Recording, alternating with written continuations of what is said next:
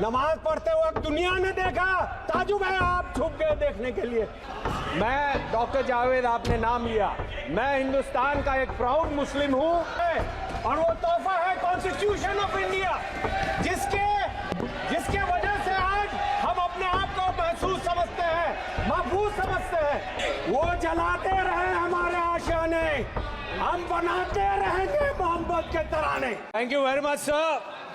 मैं डॉक्टर जावेद, आपने नाम लिया, मैं हिंदुस्तान का एक प्राउड मुस्लिम हूँ और मुझे शुक्र है कि बाबा साहब अम्बेडकर ने और हमारे पूर्वजों ने एक बेहतरीन तोहफा दिया है और वो तोहफा है कॉन्स्टिट्यूशन ऑफ इंडिया, जिसके वजह से आज हम अपने आप को महसूस समझते हैं, महफूज समझते हैं। लेकिन जो ये मौजूदा सरकार पिछले 10 सालों से चल रही है, हमारे साथियों के साथ जो अन्याय हो रहा है वो बर्दाश्त के काबिल नहीं है। आज हमसे डिस्क्रिमिनेट किया जा रहा है, हमारे लोगों को पब्लिकली अब्यूज किया जा रहा है, हमारे साथ लिंचिंग की जा रही है, मारा जा रहा है, हमारे बुजुर्गों को दाढ़ी से नोचा जा रहा है, हमारे लोगों को नमाज पढ़ते हुए लात मारी जा रही है, हमारी जमीनों को छीनी जा रही है, हमारी दरगाहों पे कब्जा की जा रही है, हमारे बच्चों से एक ऐसा शब्द बुलवाना चाहते हैं जो नहीं बोलते और नहीं बोलने के कारण उस पर अत्याचार होता है। ये आज का हिंदुस्तान है इनके सामने, इनके चलाते हुए, जिसका हम विरोध करते हैं। और सर वही नहीं, पिछले कुछ दिनों में 686 स्पीचेस हुए। आपको जान के ताजुब होगा सर। किसको लात मारा आप बताए, तथ्य दीजिए, किसको कहा लात मारा, तथ्य दीजिए। हम देंगे सर।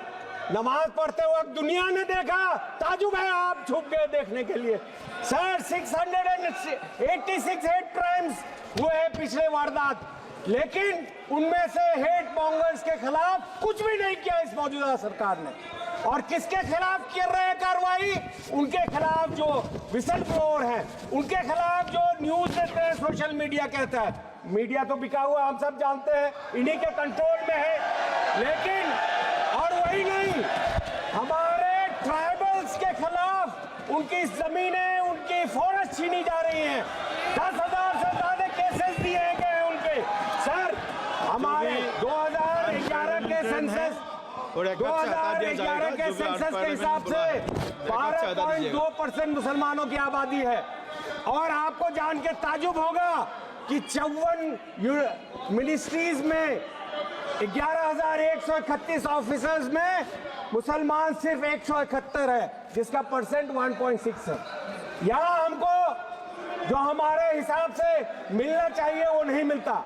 लेकिन अगर जेलों में आप तादाद देखेंगे तो मुसलमानों की तादाद 31 है, उसमें ज्यादातर इंटर ट्रायल है जिनको जबरदस्ती भरा गया है। हमारे स्टूडेंट्स को, हमारे एक्टिविस्ट को इनको निकालना होगा। पिछले 10 सालों में हमने देखा, पहले राइट्स हुआ करते थे, ये अब राइट्स मैन्युफैक्चर करते हैं, लोग बुला के भेजते हैं। और अब संभल में हमने देखा, जब लोग नहीं मिल रहे तो प्रशासन ने गोली चलवाई। हम ये बर्दाश्त नहीं करेंगे। हम ये नहीं जानते कि ये कब समझेंगे कि संविधान सबके लिए है। ये संविधान हम सबके लिए बराबर है। सबसे अफसोस की बात है कि आर्टिकल 26, आर्टिकल 15 में हमें अपने जगहों का हमें इजाजत दे जाता है, हमें अपने जो इदारे हैं उसको चलाने का इजाजत देता है। लेकिन ये वक्फ अमेंडमेंट बिल लाके ये चाहते हैं कि बैकडोर से हमारी जमीनें छीन लें। हमारी जो प्रॉपर्टीज हैं, जो हमारे पूर्वजों ने दान किया, गरीबों के लिए, मिस्किनों के लिए, बेवाओं के लिए, जरूरतमंदों के लिए, उसको सब छीनना चाहते हैं। और इनकी एजेंसीज बोलती है कि हम जहाँ चाहेंगे उसको वक्त मिल देंगे। आप जानते हैं सर।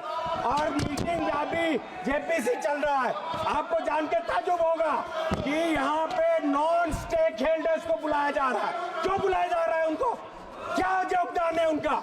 सर यही नहीं, सबसे अफसोस की बात यह होती है जब आदरणीय प्रधानमंत्री जी कहते हैं सबका साथ, सबका विकास और सबका प्रयास।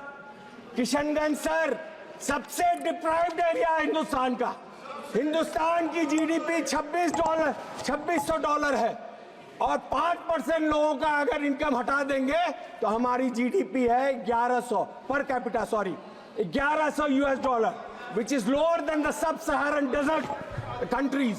और वहां पे बिहार का लाया जाए तो $750 है। तो आप अंदाजा लगाइए, और उसमें भी सबसे पिछड़ा इलाका है जो किशनगंज और सीमांचल है। पिछले 12 साल से मैं गुहार लगा रहा हूं, आदरणीय मंत्री एजुकेशन जी, होम मिनिस्टर अमित शाह जी के पीछे बैठे हैं, पूछिए उनसे कितना दर्जनों बार हमने गुहार लगाई। जो यूपीए सरकार ने, मनमोहन सिंह जी ने, सोनिया गांधी जी ने तोहफा दिया, आप उसमें अभी तक क्यों फंड नहीं दे रहे? धन्यवाद जी। क्यों कहते हैं कि हमारा अभिजीत गंगोपाध्याय जी, आप चाहते हैं कि सिर्फ हम मजदूरी करें? सदस्य अभिजीत गंगोपाध्याय जी, चाहते हैं कि हमें तालीम मिले? आप समाप्त कीजिए। क्या आप नहीं चाहते कि हिंदुस्तान के ग्रोथ में हमारा? अभिजीत गंगोपाध्याय जी।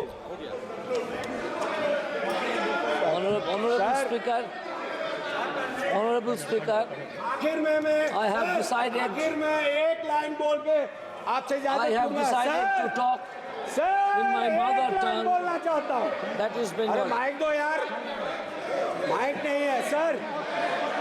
सर आप कंटिन्यू करो। वो जलाते रहे हमारे आशियाने। Sir we are together in JPC. वो जलाते रहे हमारे आशियाने, हम बनाते रहेंगे मोहब्बत के तराने। जय हिंद।